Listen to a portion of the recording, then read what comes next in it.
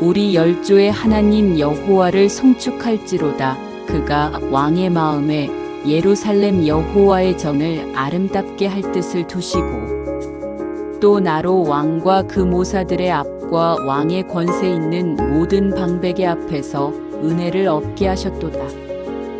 나의 하나님 여호와의 손이 나의 위에 있으므로 내가 힘을 얻어 이스라엘 중에 두목을 모아 나와 함께 올라오게 하였노라.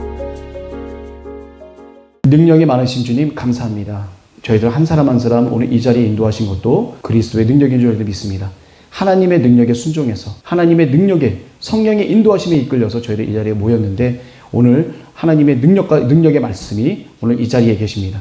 말씀을 저희들 잘 받아서 마음판에 온전히 새겨져서 하나님의 귀하고 정말 뜻깊은 그 말씀을 잘 새겨서 하늘나라를 깨닫고 하나님의 인도하심을 깨닫는 귀한 말씀의 시간이 될 수 있도록 인도해 주시며 믿사오며 모든 말씀 예수 그리스도 이름으로 감사하며 기도했습니다. 아멘. 감사합니다. 자, 제가 좀 전에 말씀을 드렸어요. 우리가 얘기하는 페르시아의 1대 왕이 이름이 누구죠? 고레스 왕. 그 사람이 조서를 내려서 이스라엘 민족들을 다시 본토로 귀환을 시킨 사람이 고레스입니다. 그 다음에 고레스 다음에 그 다음에 누가 있죠? 다리오가 아니죠. 여기는 안 나와요. 여기는 안 나오는데 캄비세스라고 하는 그 왕이 있어요.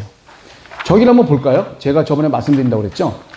7페이지 한번 보시겠어요? 페르시아의 왕들이 있습니다. 이 계보가 있어요. 계보. 근데 7페이지 보게 되면 페르시아의 왕들이라고 나와 있습니다. 여기에 보게 되면 두 가지 줄기로 이렇게 나가고 있는데 이 바사 제국도 어떻게 보면 그 전에 메데라는 그 제국. 바사 제국이 지금의 어느 나라라고 제가 말씀드렸죠? 어느 나라? 중앙아시아 쪽에 있는 이란이죠. 이란 왼편에 있는 나라가 지금 어느 나라죠? 이라크. 이라크가 바로 바벨론이에요. 그 다음에 한마디로 하면 바사 제국. 그러니까 페르시아 왕국은 지금의 이란이라고 보시면 됩니다. 페르시아 왕조가 쭉 내려오면 이란의 무슨 왕조에 안 들어져요. 이렇게. 그러니까 맞닥뜨려지기 때문에 지금 현재 이란이 예전에는 페르시아 왕국이었습니다. 그러니까 이 아랍 지역을 완전히 통망라한 엄청난 거대 국가로 탄생하게 된 게 바로 페르시아 바사 제국이라고 보죠, 우리가. 자, 우리 페르시아 왕들이 있는데 페르시아가 뭐 맨 처음부터 커졌겠어요? 그렇지 않죠. 조그마한 소규모 나라로 시작을 했겠죠. 그런데 바벨론을 갖다가 침공을 해서 바벨론 엄청난 큰 제국. 그때 당시에 그 바벨론 제국이면 어느 문명이라고 그랬어요? 메소포타미아 문명이었잖아요. 메소포타미아 문명에 있는 그런 거대한 국가가 바로 바벨론 국가인데 이 바벨론 국가를 무찌른 사람이 이름이 누구예요? 싸움에서 승리한 사람. 그게 바로 여기에 보면 고레스 2세입니다. 키루스 2세라고 그러죠. 우리 세계사 시간에 보면 1번 동그라미 1번이 있죠. 이 고레스 2세. 이 사람이 그 주변에 있는 모든 나라를 다 평정한 거예요. 그리고 자기네들은 뭐라고 그래요? 바벨론의 후예다. 우리는 바벨론의 후예다. 그만큼 이 바벨론이라고 하면은 그쪽 아랍 그 근동에 있던 그 중앙아시아에 있었던 그 나라의 아주 상징적인 그 나라가 바로 바벨론이었죠. 그 바벨론을 갖다가 무찌르고 거대 국가로 탄생이 된 게 바로 이 고레스 2세 시절부터 이제 시작됩니다. 그리고 캄비세스 2세 그 아들 좀 중간에 아들이 있긴 하지만 그 다음은 이제 두 번째 왕인 이제 캄비세스 2세가 있습니다. 캄비세스 2세 그 다음에 수메르디스라고 아주 짧게 있죠. 요 사람은 수메르디스라고 캄비세스의 동생을 자칭하는 또 다른 사람이 있었었는데 그 사람이 이제 이 수메르디스라는 사람으로서 이제 그 왕위를 갖게 되고 이 수메르디스를 갖다가 죽이고 왕이 된 사람이 바로 이쪽 계열의 아리아 람네스 계열에 있는 누구냐면 다리오 1세라고 하는 이 사람이 바로 다리오 왕이에요. 지금 우리가 여기 보게 되면 성전 재건의 공식적인 허가를 내리기 위해서 고레스 왕의 조서를 찾았던 사람. 저번 시간 내용이 뭐였었죠? 저번 시간에 다뜨네와 스달보스네라고 아세요? 다뜨네와 스달보스네 총독. 저번 시간에 어떤 일이 벌어졌습니까? 고레스가 칙령을 내려서 여기 보게 되면 우리가 BC 536년에 성전 재건이 이제 시작됩니다. 그리고 2년 뒤에 성전 활동이 중단이 돼요. 그리고 14년간 그쪽에 살던 그 사람들의 큰 방해 공작으로 해서 성전 건축이 멈추게 되죠. 근데 성전 건축이 멈췄는데 더 이상 방해하는 사람들도 없는데 계속 멈춰 있어. 그러니까 이스라엘 사람들이 자기네들이 온 목적을 잃어버린 거예요. 하나님의 전을 짓고 하나님께 예배드리고 경배를 드리고 이 나라가 하나님께 경배를 드리는 이 일에서 까먹은 거야. 자기네들 삶에 휘말리는 바람에. 그러니까 거기를 갖다가 잘못했다고 누가 얘기를 해줘요? 학개와 스가랴 선지자. 학개, 스가랴, 말라기 할 때 그 학개와 스가랴 선지자가 얘기를 하죠. 더 이상 너희를 괴롭히는 사람도 없는데 왜 아직까지 하나님의 전을 짓지 않느냐? 질책을 딱 하나님께서 하십니다. 그래서 놀란 수르바벨과 그때 당시 대제사장 예수와 여호수아라고 하는 예수와 이 두 사람이 깜짝 놀라서 하나님의 전을 바로 또 짓기를 시작을 해요. 아무 방해하는 사람들이 없으니까. 그랬더니 새롭게 건물을 짓고 성전을 짓다 보니까 그때 당시에 총독이었던 사람이 누구예요? 다뜨네라는 사람과 스달보스네 이 두 사람이 강 서편, 유프라테스 강 서편에 있는 지역 전체를 다스리는 총독인데 이 백성들이 모여서 뭔가 으쌰으쌰하는 조짐이 보이는 거예요. 그러면 이 위에 있는 관리들은 백성들이 모여서 뭔가 사람들이 모여서 으쌰으쌰하는 분위기는 어떤 분위기라고 생각을 해요? 반란을 일으킬 수 있는 그런 분위기라고 생각을 할 수가 있습니다. 그러니까 어떻게 돼요? 득달같이 달려와서 진짜 반란을 일으키는 건지 뭔 일인지 봤더니 성전을 짓고 있는 거예요.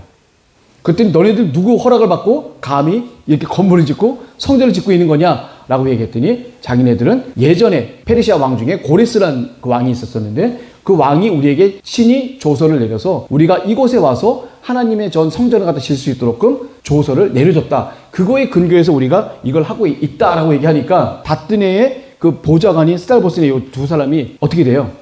그때 당시의 왕이 바로 여기 제가 얘기했던 이 다리오 1세입니다. 다리오 1세. 이 다리오 왕에게 그 편지를 써요. 이 사람들이 여차여차한 일이 있어서 고레스 왕이 이 사람들에게 성전을 지으라고 얘기를 하는데 정말 맞습니까? 좀 한번 찾아봐 주시겠습니까? 라고 의뢰를 한다는 부분이 바로 저번에 배웠던 그 시간의 내용입니다. 그러니까 성전을 짓기 위해서 왔는데 성전을 짓다가 그 사람들의 방해 때문에 성전을 못 짓게 되고 그리고 용기를 얻어서 현지자들의 질책에 용기를 얻어서 다시 성전 재건을 시작할 때쯤이에요. 그때가 바로 BC 520년. BC 520년이 바로 학개 선지자와 스가랴 선지자가 활동을 본격적으로 하려고 했었을 때가 바로 BC 520년입니다. 그래서 이 연도를 잘 보셨으면 합니다. 이번 시간이 뭐냐면 그러면 고레스 왕이 그 조서를 줬대는데 진짜 그 조서가 있습니까? 라고 다리오 왕에게 얘기를 합니다. 근데 다리오 왕이 고레스 왕의 조서가 발견했어요. 근데 어디서 발견했냐면 메대가 어디냐면 페르시아 바사 제국의 북서쪽에 있는, 그러니까 지금 현재 이란 있죠. 이란의 북서쪽 지역을 갖다가 바로 메대 지역이라고 생각하면 됩니다. 자, 한번 볼게요. 메대 지역의 앙메다 궁, 이 앙메다라는 게 바로 메대 제국, 그러니까 바사 제국이 있고 메대 제국이 있었었는데 바사가 메대 제국을 또 통합을 하죠. 예, 그리고 바벨론을 또 통합을 하게 되고. 자, 그래서 이제 메대의 앙메다 궁, 여기는 여름에 거주하는 별장이에요. 그러니까 키루스 왕의 조서가 앙메다 궁에서 발견됐다. 그건 어떤 의미일까요? 제가 힌트를 드릴게요. 이 앙메다 궁은 페르시아 왕들의 여름 별장이야.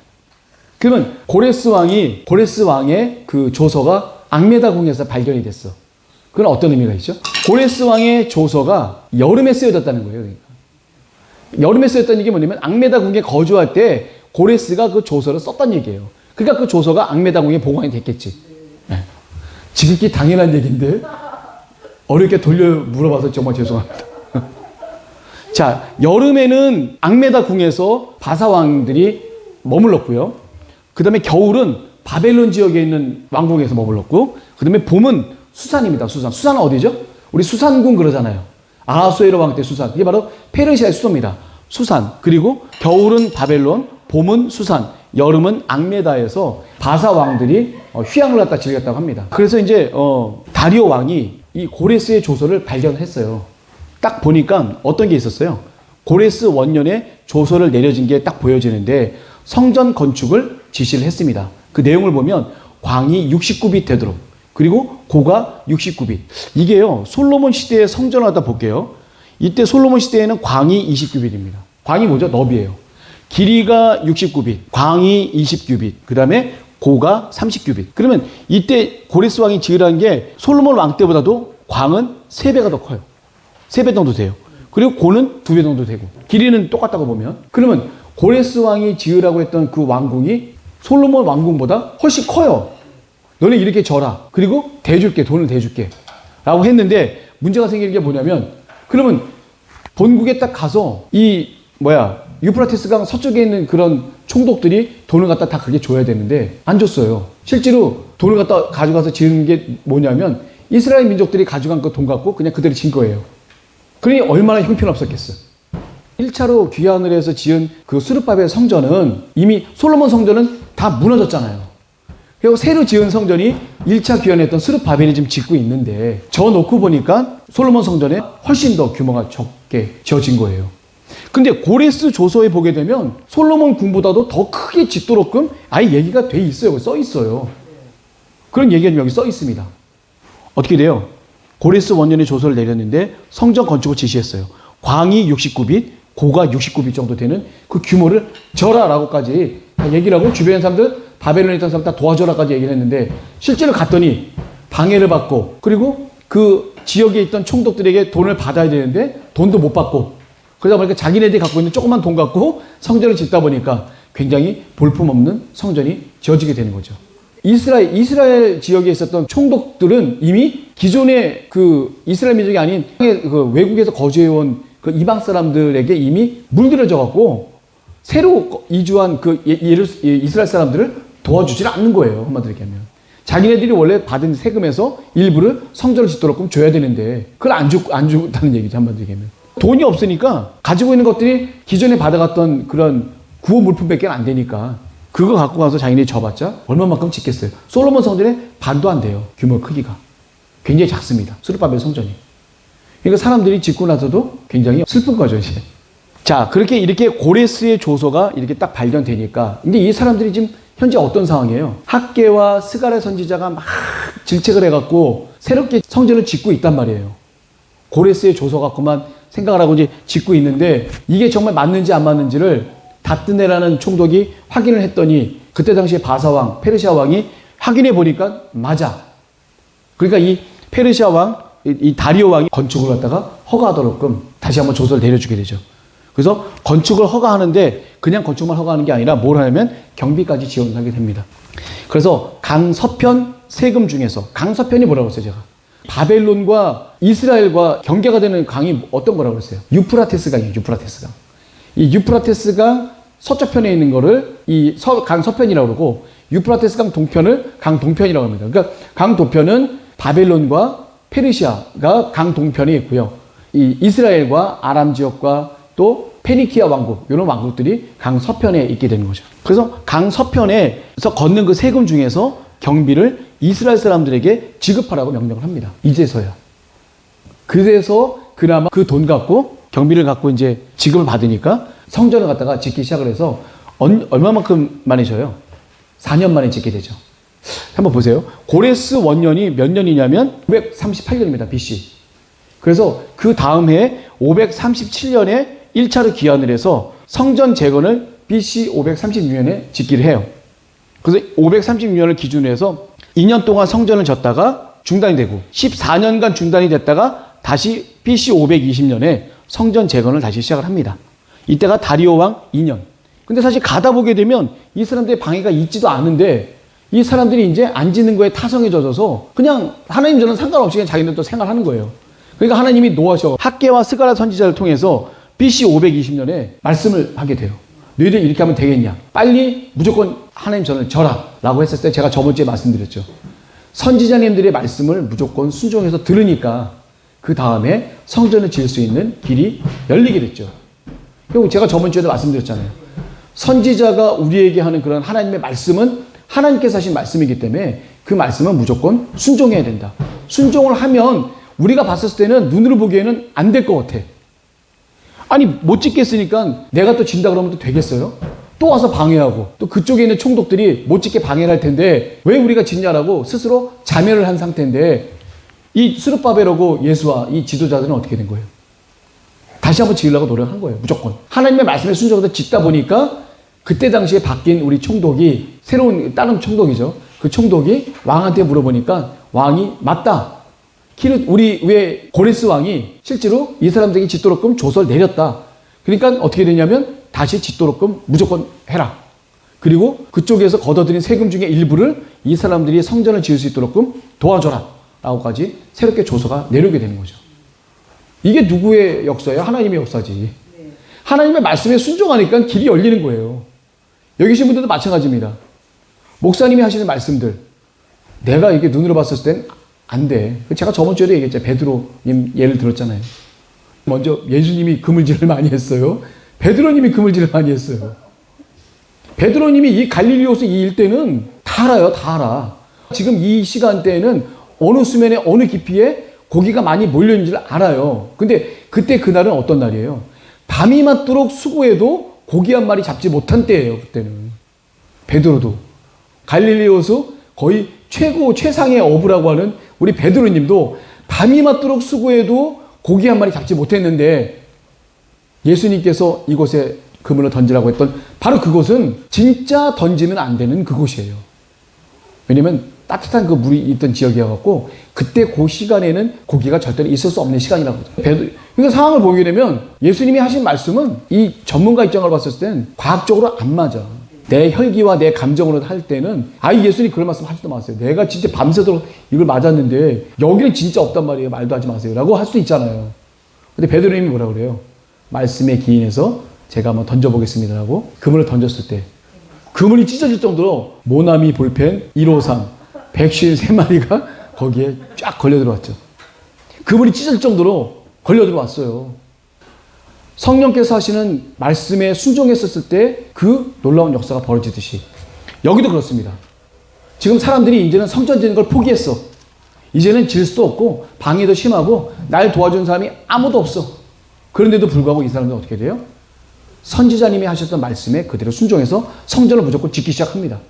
그랬더니 득달같이 달려와서 이게 뭔지를 확인하기 위해서 자기네 왕에다가 조서를 보내서 왕에게 띄었던 편지가 왕이 다시 찾아보니까 메대 지방의 악메다 궁에서 고레스의 조서가 발견이 됐고 그 사람들이 짓는 거 맞으니까 방해하지 말고 짓게 하고 그 다음에 그쪽 지역에서 걷어낸 세금 이 사람들한테 줘라라고까지 얘기가 된 거예요. 그게 얼마나 놀라운 일이 벌어진 겁니까? 성전 재건의 공식적인 허가가 떨어지게 된 거예요. 그리고 나서 그게 바로 520년이에요. 다리오 왕 2년 에스라서 4장 24절 이에 예루살렘에서 하나님의 전 역사가 그쳐서 바사왕 다리오 제2년까지 이르니라. 다리오 왕 2년 때까지 계속 역사가 멈추는 거예요. 짓는 게 멈춰졌다는 얘기예요. 다리오 왕 2년 6월 24일부터 다시 건축이 재개가 됩니다. 하나님의 놀라운 역사죠. 그래서 다리오 왕 6년 완전히 완성이 되죠. 그게 어디 나와 있어요? 6장에 나와 있죠. 6장 15절 다리오 왕 6년 아달월 3일에 전을 필력하니라. 아달월이 언제예요? 12월이에요. 12월. 성전 지으면 뭘 해야 돼요? 성전 지으면 봉헌식을 가져야 되겠죠. 봉헌식의 그 규모가 어떻게 되면 수소가 100마리, 수양이 200마리, 어린 양이 400마리, 수염소가 이스라엘 12지파수를 갖다가 해서 12마리입니다. 많아요? 적어요? 제가 예를 들어볼게요. 솔로몬 성전 시대에 봉헌식 때 드렸던 게 소가 23,000마리입니다. 양이 12만 마리야. 봉헌식 때만 드린 게. 근데 여기는 100마리, 200마리, 400마리. 규모가 잽이 돼요? 안 되죠. 포로로 이제 막 귀환을 했는데 뭐가 있겠어요? 아무것도 없지. 그렇지만 이 사람들이 갖고 있는 100마리, 200마리, 400마리는 솔로몬 시대에 23,000마리, 12만 마리보다도 훨씬 더 많은 양이에요. 바리새인이 냈던 많은 돈의 11조보다 과부가 냈던 두 렙돈을 우리나라 치면 몇천 원밖에 안 되는 돈인데 그 돈을 더 예수님은 기뻐하셨다는 얘기예요. 왜냐면 이 두 렙돈은 그 과부의 전 재산이야. 그날 번 거 자식들하고 먹어야 되는 건데 가족들끼리 먹을 양식을 안 먹고 그 돈을 하나님께 다 드린 거예요. 그렇지만 이때 당시에 수소와 100마리, 수양이 200마리, 어린 양이 400마리지만 이 비록 적은 이 양은 솔로몬 시대의 23,000 양 12마리보다도 훨씬 값어치가 있는 그런 거라고 볼 수 있겠죠. 그 사람들이 갖고 있는 거 재산에서 탈탈 털어갖고 하나님께 봉헌식을 드렸을 거 아니에요. 그리고 제사장이 돼봤자 솔로몬 시대 제사장보다 얼마만큼 더 적겠어요. 우리가 비록 처음은 미약하지만 끝은 창대한다는 그 말씀이 있듯이 비록 이 사람들이 지금 처음이라서 굉장히 미약하죠. 이런 미약한 이런 부분들을 하나님께서는 몇 마리가 중요한 게 아니라 그 사람들이 준비한 정성과 마음 이런 모든 것들을 다 받으시는 하나님이시다. 자, 이들이 봉헌식의 규모는 아주 적었지만 빈곤했지만 이들이 솔로몬 시대보다도 더 풍부한 마음으로 하나님께 드렸다. 비록 우리가 보기에는 너무 초라할지 모르겠지만 그 초라함 속에서 하나님은 더 기쁨을 얻으셨다는 것을 우리가 또 알 수가 있었습니다. 자, 그 다음에 봉헌식을 드리고 나서 돌아오는 정월에 또 새롭게 또 뭘 드리게 되죠? 하나님의 전을 지었으니까. 가장 중요한 거죠. 우리 유월절. 6월에 드리는 유월절이 아니라 정월에 드리는 유월절. 이 유월절을 갖다 준수하게 됩니다. 이 유월절의 의미는 뭐예요? 유월절이 언제죠? 출애굽하기 바로 전날. 예. 1월 14일. 정월 14일이죠. 1월 14일. 제사장들과 레위인들이 백성들을 위해서 유월절 양을 잡습니다. 근데 원래 유월절 양은 누가 잡아요? 아니요, 제사장이. 원래는 그 집안의 가장이 잡았었어요. 왜 맨 처음에 출애굽할 때 누가 잡았어? 그 집안의 가장이 1월 초에 유월절 양을 준비해서 보관하고 있다가 1월 14일에 고기를 갖다가 이제 구워먹게 되는 거죠. 구워먹고 남은 고기를 다 태우고 허리를 동이고 쓴 나물도 먹고 어떻게 돼요? 얼른 급히 떠나는 거죠. 왜? 뒤에서 이제 애굽의 군대들이 이제 오고 있으니까. 지금 장자의 재앙이 벌어졌단 말이에요. 그쪽은 장자의 재앙이 벌어지고 이스라엘 사람들은 장자의 재앙을 면하게 되잖아요. 그러면서 이스라엘 사람들 잡으러 오는 때에 얼른 고기를 잔뜩 잘 먹고 그 다음에 나가게 된 거죠. 어떻게 보면 억압과 핍박에서 하나님께서 해방을 해주는 아주 귀한 날이라고 볼 수가 있겠죠. 이제는 어떻게 돼요? 다른 나라의 민족에 억압되는 것이 아니라 하나님께 억압되는, 하나님께 속박당하는 그런 새로운 그 시기가 바로 유월절이라고 볼 수 있습니다. 그리고 큰 재앙에서 하나님이 면하게 해주신 아주 귀한 날이라고 볼 수 있겠죠. 자, 이렇게 우리 유월절이라는 게 아주 어떻게 보면 획기적인 종교개혁에 있었을 때 아주 크게 성대히 벌어졌는데, 획기적인 종교개혁을 일으킨 게 언제죠? 2번 있었죠, 우리가. 여기 한 장짜리 보기에는 오른쪽 윗페이지에 있습니다. 좀 대답 좀 하셔도 돼요. 획기적인 종교개혁. 첫 번째가 언제예요? 히스기야 왕 시절에. 그때 아시죠? 북이스라엘 사람들까지도 다 초청해서 불러 모아서 얼른 다 유월절에 와라 했었을 때 굉장히 냉소적인 입장을 갖다 취했지만 그 중에 극히 일부분 되는 참여했던 사람들이 있어요. 하나님을 갖다가 신뢰했던 사람들. 하나님 믿던 사람들은 참여를 했죠. 아주 극소수입니다. 그리고 또 언제 했어요? 요시야 왕 시절에 종교개혁이 있고 난 뒤에 꼭 했던 게 바로 이 유월절입니다. 그래서 이 유월절 행사 같은 경우는 굉장히 귀중한 그런 행사라고 볼 수가 있죠. 자, 이제 유월절 행사까지 했습니다. 그리고 난 다음에 이제 얼마큼 벌어져요? 여기 표에 보게 되면 이때가 언제냐면 성전 재건이 완공된 게 516년입니다. BC 536년부터 성전 짓기 시작해서 BC 516년. 그럼 몇 년이에요? 20년간 되는 거죠. 앞에 2년간은 성전을 졌다가 14년간 멈췄다가 또 4년간 짓게 되죠. 그래서 BC 516년. 연도를 자꾸 제가 얘기를 하네. 괜히. 이유를, 연도를 얘기하네. 네. 그냥 이유가 있겠죠, 뭐. 특별히 뭐. 예. 자, 그리고 이제 58년이라는 세월이 흘러갑니다. 근데 이 58년 와중에 어떤 일이 벌어진다고 그랬죠? 중간에 에스더 왕비가 페르시아에 거주하는 유다 민족들을 어떻게 돼요? 구원을 해주게 되죠. 그 일이 있고 나서부터 사람들이 어떻게 돼요? 다시금 본토로 귀환을 하려는 그런 마음들도 생기게 되겠죠. 그래서 두 번째 귀환하게 된 사람이 누구예요? 에스라. 예. 이제는 왕이 바뀌었습니다. 다리오 왕이 죽고 아하수에로 왕까지 죽고, 그리고 아하수에로 왕 아들인 아닥사스다 왕 시절에 아닥사스다 왕의 신임을 얻고 있는 학사 이스라, 율법에 능했던 학사 에스라가 왕 정치하는데 많은 관여라는 고문의 역할을 갖다 많이 해줬어요. 그러다 보니까 여기 표현이 어떻게 되어 있어요? 여기에 에스라는 율법 학사하면서 또 다른 표현이 어떻게 되어 있냐면 왕에게 구하는 것은 다 받는 자라고 표현이 되어 있어요. 그 에스라가 아닥사스다에게 얻는 그 신임이라고 하는 거는 대단한 거예요. 어떻게 보면. 그죠? 제사장이면서. 그리고 이 사람은 결국 누구의 16대 손이에요? 대제사장 아론. 첫 1대 제사장이죠. 대제사장 아론의 16대 손이 바로 이 에스라 학사입니다. 이 사람도 제사장이에요. 그러니까. 그래서 율법 학사 에스라가 이제 인도하에 아닥사스다 왕이 이제 어떻게 돼요? 다시 돌아갈 사람들은 돌아가라라고 이제 조서를 갖다가 이제 내려주죠.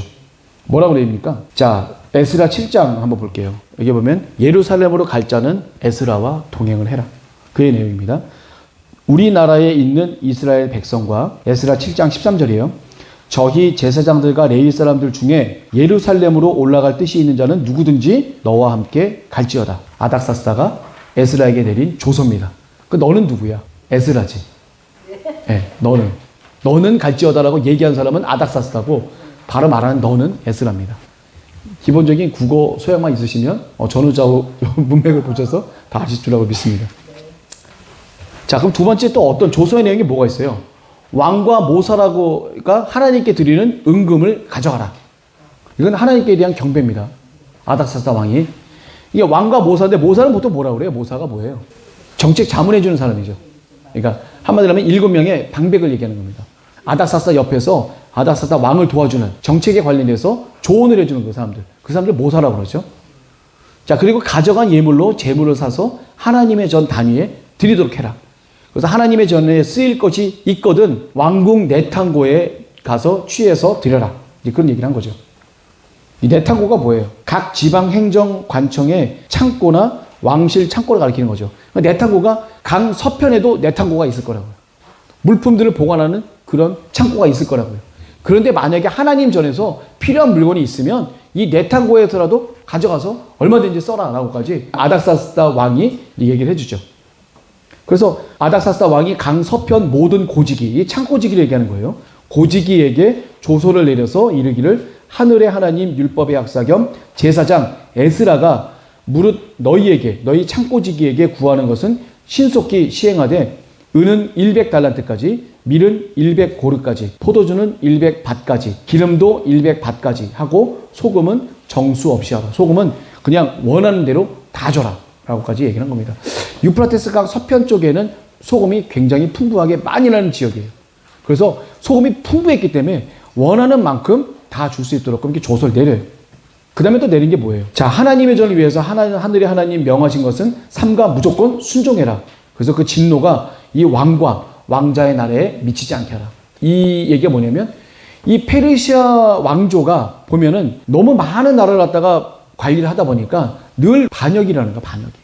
소요가 일어나고. 그 어떤 왕조가 있으면 그 왕조를 먹기 위해서 주변에 있는 나라들이 물샐 틈 없이 틈을 노리죠, 틈을. 항상 긴장을 하고 있는 거예요. 그러니까 이 왕은 어떤 그 강박관념이 있냐면 자기네 왕국이 다른 어떤 백성들의 소요에 의해서 그 사람들의 그 반란에 의해서 자기네들이 거꾸로 이제 먹혀버릴 수 있는, 망해버릴 수 있는 그런 거에 대한 두려움이 항상 많은 거예요. 그러니까 이 사람들이 이 종교적인 그런 것들을 많이 부각을 시킬 수밖에 없는 게 뭐냐면 정치적인 거와 군사적인 거는 없애버려. 자기네들이 침공해서 자기 나라의 나라로 소국으로 만든 그 나라는 정치적이고 군사적인 거는 없애버리고 종교적인 거를 확 부각을 시키는 거예요. 그러니까 그 사람들의 정신은 그대로 살려두되 실질적인 힘은 발휘하지 못하도록 하는 정책이 바로 이 종교 유화 정책인 거예요. 이 사람들이. 종교적으로만 크게 하는 거야. 그래서 그 사람들이 믿었던 신에 대한 경배한 마음들. 그러면 그들의 자존감이나 드렸던 그런 모든 영적인 그런 신앙감들 그대로 살아있어요. 그렇지만 뭐가 없어? 힘이 없는 거야, 만적인. 그런 정책으로 많이 가져가줬다는 얘기예요. 그러니까 이 종교와 관련된 거는 뭐든지 다 내주는 거예요. 종교가 크게 부흥할 수 있도록. 그럼 어떻게 보면. 그래서 나중에는 어떻게 돼요? 제사장, 레위 사람들, 느디님 사람들, 또 노래하는 자들, 혹은 하나님 전에서 일하는 자들, 이 모든 사람들이 다 하나님의 성전과 관련된 이 모든 사람들은 어떻게 돼요? 세금도 아예 받지 마라. 이 사람들. 적극 강요하는 거죠. 그리고 여기 맨 처음부터 뭐라고 얘기해요? 우리나라에 있는 이스라엘 백성과 또 저희 제사장들과 레위 사람들 중에, 그러니까 제사장과 레위 사람들을 많이 부각을 시킨 거예요. 어느 방백 중에, 어느 대장 중에, 어느 군사들 중에가 아니라 제사장과 레위인을 많이 강조한 이유가 뭐냐면 정치적인 것보다는 종교적인 부분들을 많이 강조해서. 두 번째는 결국 누가 데려가요? 하나님의 율법에 능통한 에스라라고 하는 학사, 대제사장 계열에 있는 에스라라고 하는 학사를 갖다가 잘 얘기를 해서 사람들 데리고 2차로 또 귀환을 하게 되죠. 그리고 에스라가 2차로 귀환을 할 때 에스라가 갖고 있는 그 마음가짐은 뭐겠어요? 어떤 마음가짐일까요? 이스라엘에 먼저 본토로 간 사람들이 있어요, 1차로. 에스라는 율법에 능통한 학사예요. 그럼 이미 간 사람들 뭐가 궁금할까요? 하나님을 잘 섬기고 있는지, 과연 질서를 잘 잡고 있는지, 하나님의 말씀의 율법에 근거해서 지금 잘 진행하고 있는지, 그게 궁금할 거 아니에요. 그 궁금한 걸 참지 못해서, 그 말씀에 나와 있어요. 그것들이 어떻게 돼가고 있는지를 알기 위해서 에스라 선지자가 요구를 하죠. 그래서 요구한 대로 어떤 사람이 에스라는, 제가 아까도 얘기했죠. 왕에게 구하는 것은 다 받는 자다라고까지 표현이 되어 있습니다. 그러니까 이 에스라가 아닥사스다 왕의 굉장히 신임을 얻는 그런 사람이기 때문에 2차로 귀환을 하게 되면서 1700명 정도 되는 사람들을 갖고 이제 먼저 떠나게 되죠.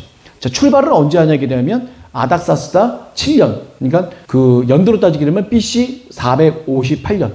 이게 BC 516년이 성전이 완공이 됐어요. 거기서 이 그림 보세요. BC 458년까지 몇 년이 흘리냐면 제가 계산해 드렸습니다. 58년입니다.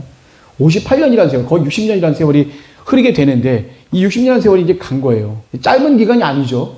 60년이라는 세월이 가서 다시 이 에스라가 돌아가게 되는 거죠. 그때 당시가 이제 아닥사스다 7년, BC 458년 2차 귀환 때입니다. 1월 1일 날 출발을 해서 5월 1일 날 도착을 하게 됩니다. 1월 1일 날 출발한 게 있어요. 왜 그랬을까요? 1월 1일 날 출발했어. 추울 때. 왜 그랬을까요? 기본적으로, 기본 상식으로 이게 더위를 피해간 거예요. 더위를. 사막지대를 지나갈 때 더운 여름 기간에 지나가면 큰일 나는 거예요. 못 지나가. 죽을 수도 있어 많이. 그러다 보니까 추운 기간에 그 사막을 갖다가 서늘한 기간에, 그래도 그나마 서늘한 기간에 그 힘든 사막을 갖다 통과할 수 있도록끔, 그리고 여름쯤에 이제 예루살렘을 도착하도록끔 그렇게 설계를 해서 갑니다. 그러니까 떠날 때 아무 때나 떠나는 게 아니에요. 사람들도 농사를 아무 때나 짓지 않듯이 함부로 이 지역은 그 사막에 있는 지역이기 때문에 아무 때나 떠나는 게 아니에요. 떠나는 그 이유가 있어요. 그리고 그 건물을 짓는 기간이 있어요. 건기 때 건물을 지어야 돼. 우기 때 건물을 질 수가 있어요? 목조로 하는데?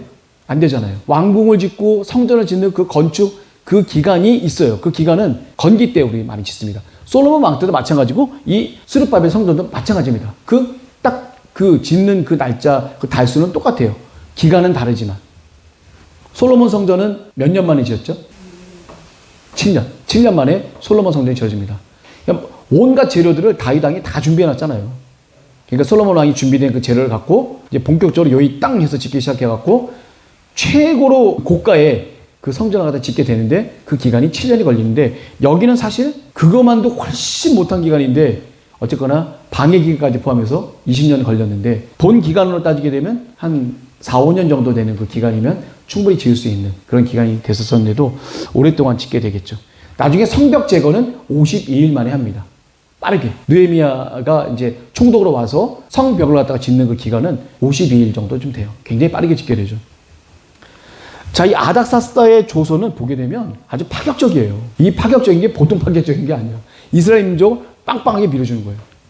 이 종교적인 부분을 많이 부각을 해서 거의 대부분이 다 종교적인 부분. 고레스도 너네 하나님의 전을 져라. 뭐 해라. 이 종교적인 부분을 많이 크게 가져가 주긴 하지만 실제로 군사적인 부분이나 정치적인 부분에 있어서만큼은 딱 단절을 한 그런 상태죠.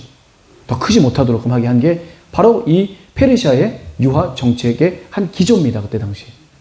종교적으로는 번성을 해도 군사적이나 정치적으로는 번성하면 안 돼요. 그럼 어떻게 돼요?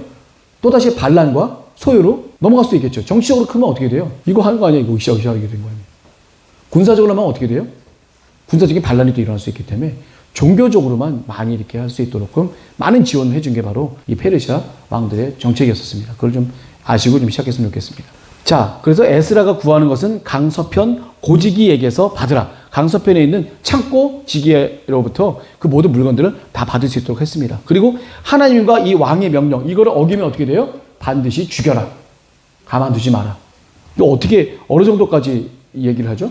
대들보를 빼서 대들보 앞을 뾰족하게 만들어서 그 사람을 대들보에다가 뾰족한 데 던져서 이 몸을 갖다 그대로 박습니다. 그리고 거꾸로 다시 그거를 땅에다 박아갖고 그 집에 대들보를 갖다 빼면 어떻게 돼요? 그 집 무너지는 거예요, 그냥.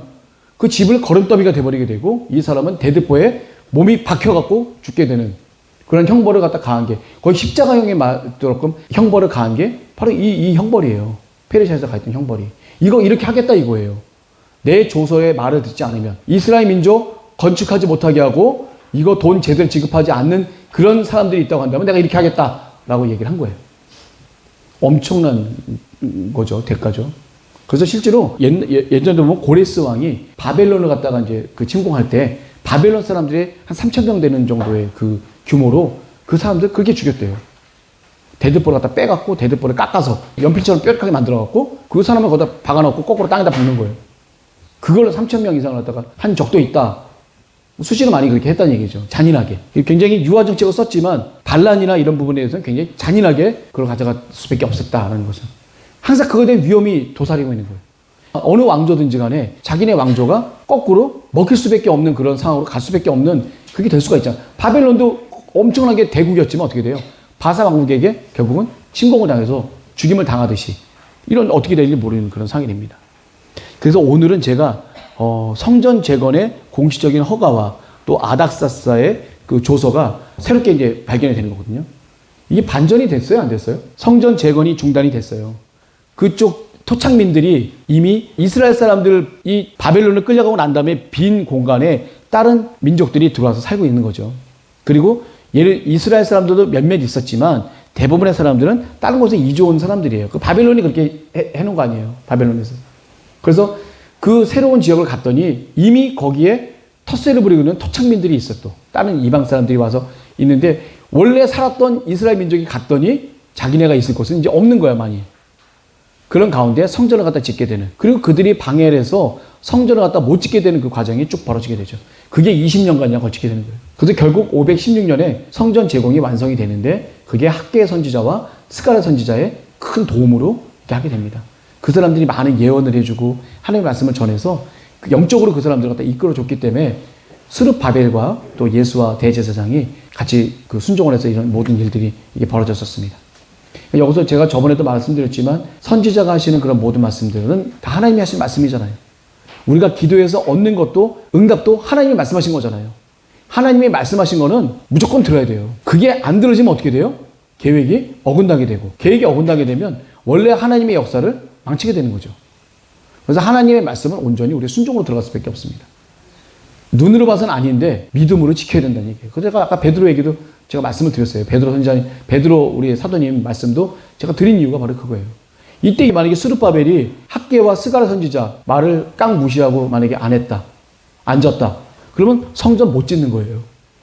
그러면 하나님이 거하실 만한 이 성전을 짓지도 못한 상태에서 계속해서 이스라엘 백성들은 죄를 짓게 되는, 하나님의 여호와 신앙이 없는 그런 가운데 계속 갈 수밖에 없었던 이런 상황이 될 수밖에 없었습니다. 자, 오늘은 이제 에스라의 2차 귀환이 있었습니다. 그래서 아닥사스다의 조서를 보게 되면 아주 파격적으로 이스라엘 사람들에게 도움을 갖다 줄 수 있는 그런 얘기를 했는데, 이 선지자의 그 순종을 통해서 이렇게 하나님께서 파격적인 대우까지 갈 수 있는 게 바로 하나님의 역사다. 우리가 딱 하나님의 말씀을 믿고 순종했었을 때 아주 파격적인 역사. 베드로 사도님이 한 마리도 못 잡았는데, 밤이 맞도록 한 마리도 못 잡았지만 말씀 한마디에 순종함으로 인해서 그물이 찢어질 정도 153마리를 갖다가 잡으셨던 것처럼 여기 계신 분들의 그런 모든 이런 사항들을 하나님께서 이제 응답으로 주실 거거든요. 말씀을 주세요. 그러면 그 주신 말씀이 지금 현재 내 상황에서는 안 맞아. 그래도 하세요. 그렇게 하라고 제가 지금 여러분들한테 말씀을 드린 겁니다. 했었을 때는 어떻게 돼요? 그 다음에는 아주 파격적인 일이 이렇게 벌어지는 거예요. 아닥사스다의 조서에 이렇게 파격적으로 이스라엘을 지원하는 이런 파격적인 상황까지도 하나님이 역사하신다는 이 축복의 길로 갈 수 있다는 것을 여기 계신 분들이, 우리가 성경을 배우는 일은 뭐예요? 내 삶에 적용을 해야지. 하나님과 또 주의 종들이 하는 그런 모든 말씀들이 다 하나님께서 인도하시는 하나님의 말씀인 줄 믿습니다. 성도분들이 모자라서 듣는 게 아니에요. 우리는 한 치 앞도 바라볼 수 없는 1분 뒤에 어떤 일이 벌어질지 모르는 우린 인간들이에요. 영원까지 먼 미래를 갖다 주관하시는 여호와 하나님이 하시는 그 모든 말씀은 반드시 들어야 된다.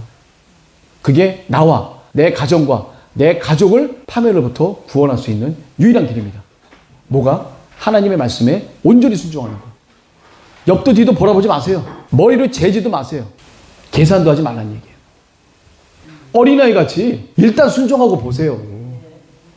그 다음은 하나님이 책임지신대잖아요. 내가 못하고. 우리 그걸 배우려고 오늘 말씀을 갖다 저도 인도하면서 저도 그 은혜 많이 받았습니다. 목사님이 그러시잖아요. 영주랑 참 많이 싸웠다고. 저는 실제로 하는 사람이기 때문에 목사님은 안 보시고 하시는 그 말씀이 현실에서는 안 맞아요. 진짜로. 아주 생고생하게 생겼어, 그냥. 그렇게 했다가 내가 아주 무지 고생하게 생겼어. 그거 아마 경험해본 사람들이 많을걸? 요즘 제가 느끼는 건데, 희한하게 그걸 딱 하고 나잖아요? 그럼 희한하게 길이 또 열려요, 또. 제가 요즘 체험하는 겁니다. 저도 이제서야 요즘 조금씩 체험하고 있는 거예요. 하나님의 말씀이 어떻게 된다? 순종하되, 순도 100%는 안 되겠지만 아주 가깝게 우리 하나님의 말씀에 꼭 순종하십시오. 순종하고 난 뒤에는 하나님이 책임을 지십니다. 이삭을 죽이려고 아브라함이 순종했었을 때 이삭을 대신해서 재물을 미리 또 준비해 놓으셨듯이 우리의 모든 형편처지를 아시는 하나님께서 모든 것을 다 준비해 주실 줄 믿고 오늘 에스라 우리 네 번째 시간 우리 마치도록 하겠습니다. 감사합니다.